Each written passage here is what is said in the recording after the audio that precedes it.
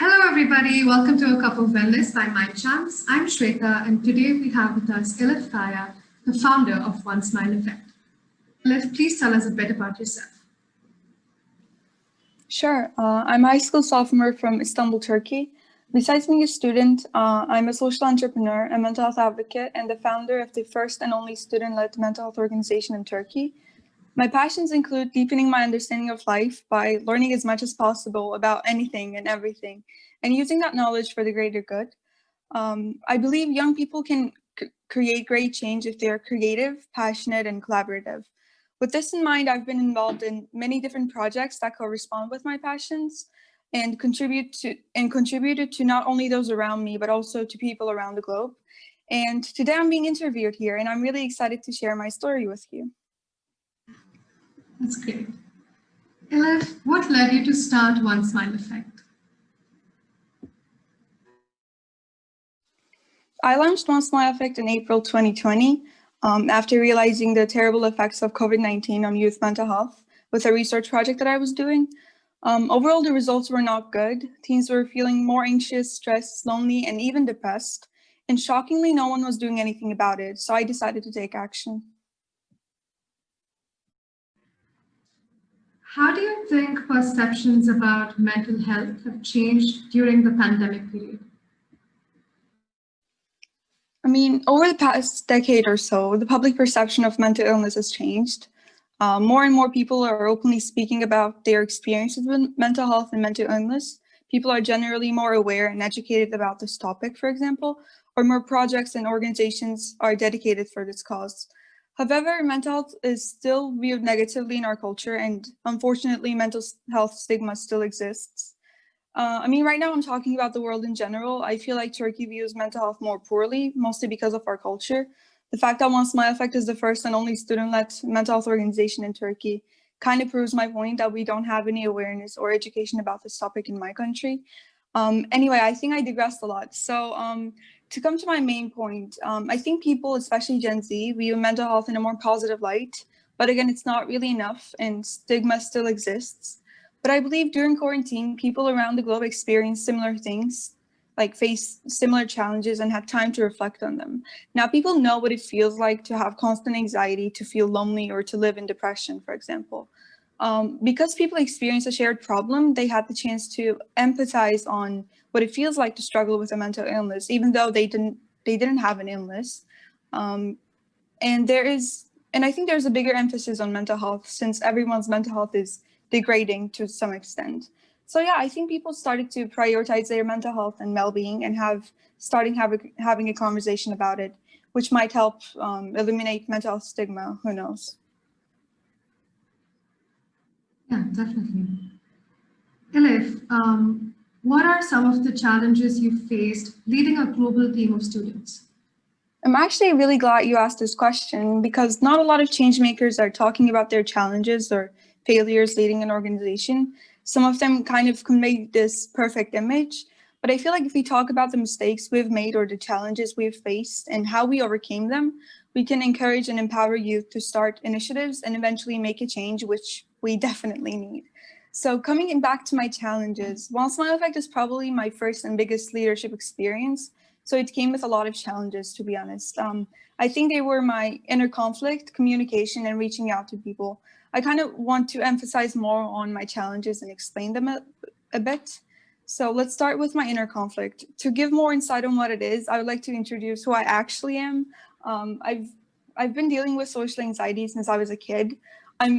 I am like extremely introverted, and I used to be kind of worse. But I would always think about how we can solve the problems around us, how we can make things better, etc. So I always had an understanding of what was happening around me and had some ideas on how we can solve them. But even though I had the ideas, I was really, really terrified to implement them.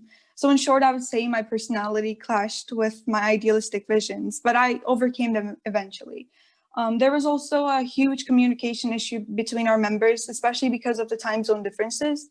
We have like members from America, Germany, India, Turkey, like a lot of places. So communication was a big issue, but we held weekly meetings, played icebreakers, and created a tracking spreadsheet where we kept each other updated. So eventually it got better. Our last but not least issue was reaching out to others. To be honest, this one kind of made me sad for a while. I would enthusiastically plan activities for people.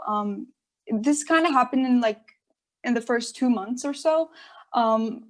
So I would enthusiastically plan activities for people, but only 3 or 4 people would show up. That was really discouraging at first. But I didn't give up, and I'm really happy that I didn't, because now we have a pretty active community of teens around the globe. So yeah. Elif, what are some of the future projects you are working on? How can our audience support you? So we're currently working on a project called Break the Barriers, which some of you might know or have seen on our social media. So Break the Barriers is a free virtual mental health program for high school students, which includes establishing fully supported One Smile Effect clubs at schools, distributing mental health modules that our team has created, and creating a virtual peer support environment. And our ambassadors will be the ones who will run this program at their schools.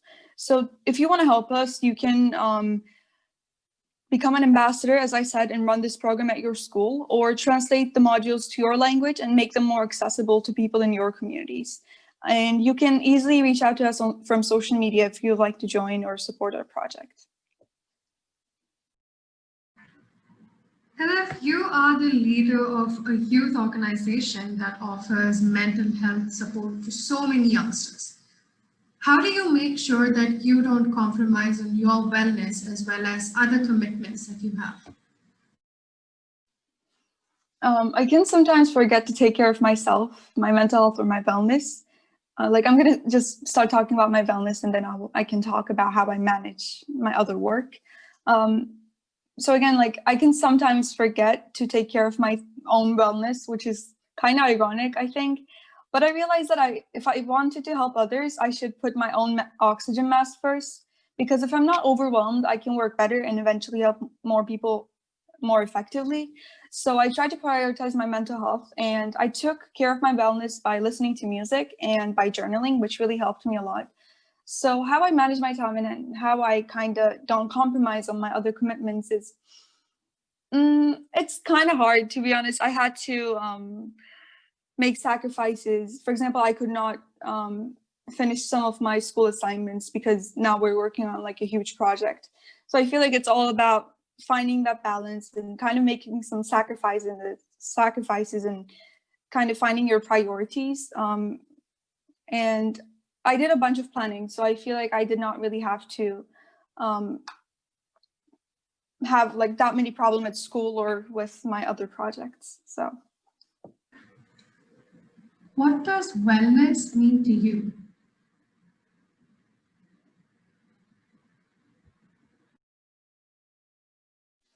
I think wellness comes from balance. Finding a balance and maintaining is definitely hard, but worth it. I think wellness comes with serenity and peace, which I crave a lot in life. I care about my own wellness and the wellness of people around me, though I care more about theirs sometimes. I can easily say that wellness is one of my top priorities in life. Elif, finally, if there was one thing you'd like our audience to take away from this interview, what would it be? I think it would be, you can do anything. That would be my message. I was 15 when I started One Smile Effect, and I never thought that we would come this far. And as I told before, as an introvert with social anxiety, even talking to people or making eye contact with them were challenging. So I never thought I could lead a global organization. But I was angry that no one was paying attention to mental health and that they weren't doing anything. I was passionate about helping other people become more happy. And I think with all those strong and empowering emotions, I had to courage to challenge my fears. And here I am. So yeah, I think everything is possible. Don't be afraid. I know that our fears can restrict us from doing what we want, whether it's making a change, public speaking, or even going out alone. But don't let your fears define you. I would say you're more than them, and you don't have you don't even have to get away from them. Like, you don't have to get rid of them. That's not what I did. I learned to be friends with them. I learned to embrace my fears and be comfortable with them, which kind of made me realize that they weren't as big as they seemed. So yeah, like I said, don't be afraid. You got this. Elif, thank you so much for your time. It was an absolute pleasure talking to you. Thank you so much for having me. Thank you.